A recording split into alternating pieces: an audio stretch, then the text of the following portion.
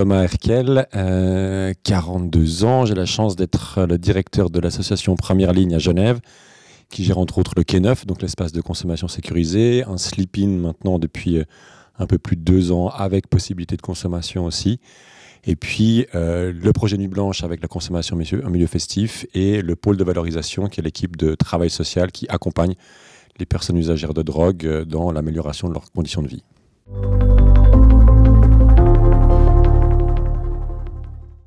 Je pense qu'effectivement, on vit un moment de crise et qu'effectivement, comme dans les années 80-90, ça offre certaines opportunités.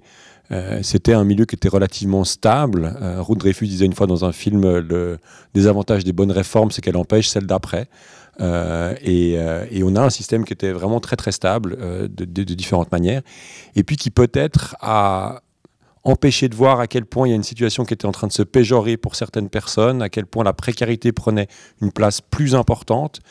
Et cette augmentation lente mais constante sur plusieurs années, voire plusieurs dizaines d'années, avec la crise du Covid, avec l'ultra-disponibilité de la cocaïne en Europe, entre autres, a amené tout d'un coup à quelque chose qui ressemblait à une crise, avec une augmentation très rapide des consommations et de l'utilisation de l'espace public par des personnes précaires consommatrices, qui effectivement agite beaucoup le monde en général, les politiques, les médias, et qui nous a obligés à repenser un peu nos actions et puis à rediriger un certain nombre de choses qu'on faisait, notamment pour développer plus de projets sur le volet social de la réduction des risques plutôt que sur le volet sanitaire.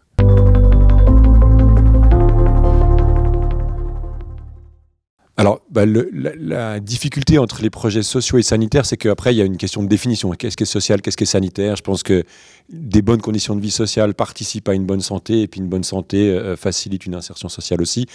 Mais disons, on va mettre une différence qui est celle un peu administrative du financement.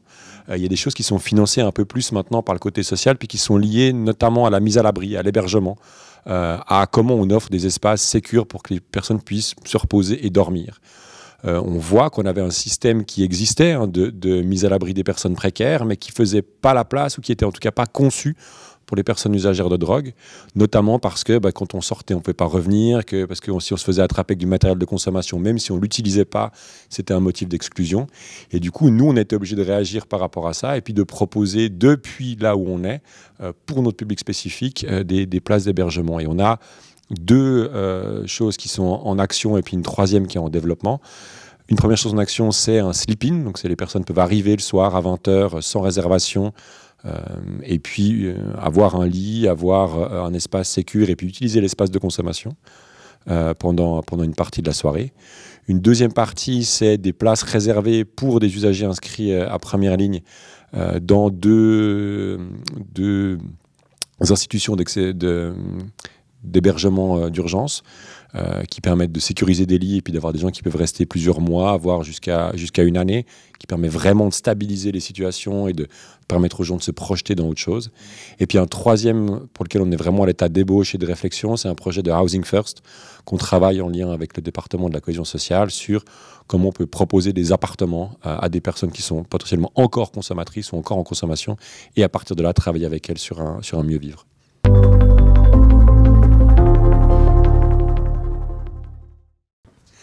Je pense que le défi, c'est de rester sur une compréhension globale. C'est-à-dire que c'est un produit qui a une influence. Il ne faut pas non plus dire tout est social, le produit n'a aucune influence. C'est un stimulant avec un effet fort, avec un effet court, extrêmement bon marché, extrêmement disponible, et qui du coup, à ce titre-là, n'a pas les mêmes effets que de l'héroïne ou un autre produit, et qui du coup nous demande de changer de posture aussi dans le travail.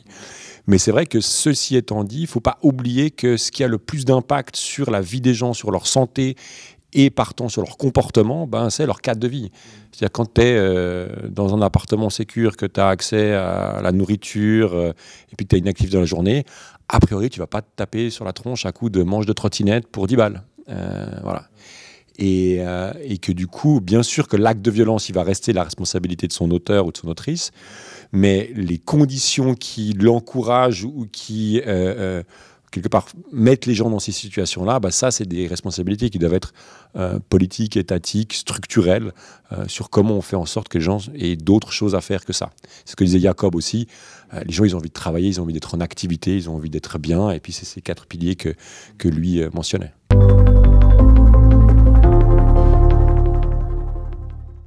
Alors déjà, il y a un mystère sur pourquoi Genève n'est pas pour. C'est-à-dire qu'on s'est vu l'autre jour en séance, on a dit mais qui a dit qu'on n'était pas pour? Personne ne sait. Donc c'est sorti dans les médias que Genève était plutôt contre, mais on n'a toujours pas réussi à identifier à quel moment qui avait dit ça. Ceci étant dit, je pense que vraiment, si on fait l'analogie avec la crise écologique, par exemple, il ne s'agit pas de choisir entre la pompe à chaleur, le chauffage au bois, moins manger de viande et moins je sais pas quoi.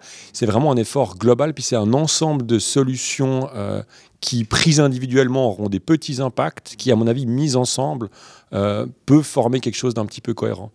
Donc, dans ce cadre-là, oui, la prescription de cocaïne, elle peut être intéressante. Oui, la régulation du marché, bien sûr qu'elle est intéressante parce que sortir le moment de l'achat-vente, de la violence et du marché noir avec tout ce que ça a comme implication, notamment sur la qualité des produits et puis des interactions, bien sûr que c'est intéressant, mais adjoint à un programme d'hébergement ambitieux, adjoint au fait de repenser la politique migratoire et ce qu'on propose aux gens quand ils sont ici, adjoint à un travail important sur la question de la violence faite aux femmes, adjoint à un travail important sur les questions de fragilité psychiatrique et de ce que ça engendre, adjoint à travail important sur ce qui se passe en prison et ce qui s'y passe pas.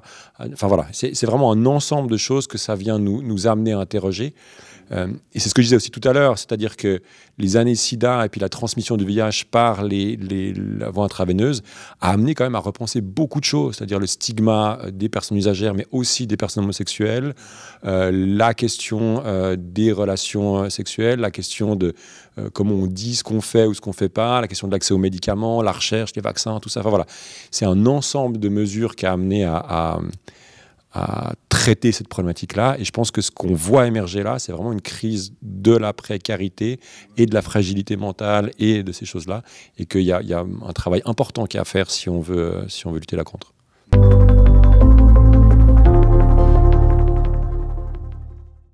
Peut-être pour faire la même conclusion que celle qui s'est faite pendant la conférence, je pense qu'il y a un enjeu très clair aussi sur comment on pense les villes. Je pense que c'est un enjeu qui se joue de manière très très différente si on est à la campagne ou si on est en ville, ou si on est en tout cas dans des endroits où tout le monde a possibilité d'avoir un hébergement, où tout le monde peut, parce qu'ils connaissent le boulanger, avoir un petit stage, parce qu'ils connaissent le garagiste, avoir un bout d'occupation, ou parce qu'il y a encore des boulots un peu non qualifiés de balayage ou d'entretien, avoir accès à ces choses-là.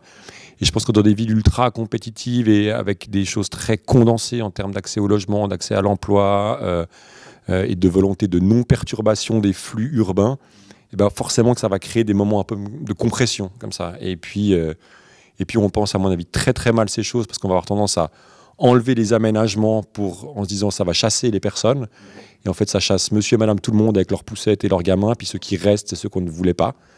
Et du coup on crée des espèces de lieux comme ça, de cristallisation du mal-être et puis de survisibilisation de certaines personnes. Et voilà, je pense qu'on doit repenser ça différemment et je pense qu'il faut qu'on s'investisse du côté du champ des addictions dans cette réflexion sur quelle serait une ville qui fait cette place-là aussi et comment on peut réfléchir à ce phénomène-là parce que pour l'instant c'est pensé par d'autres et du coup c'est pas très efficace de mon point de vue.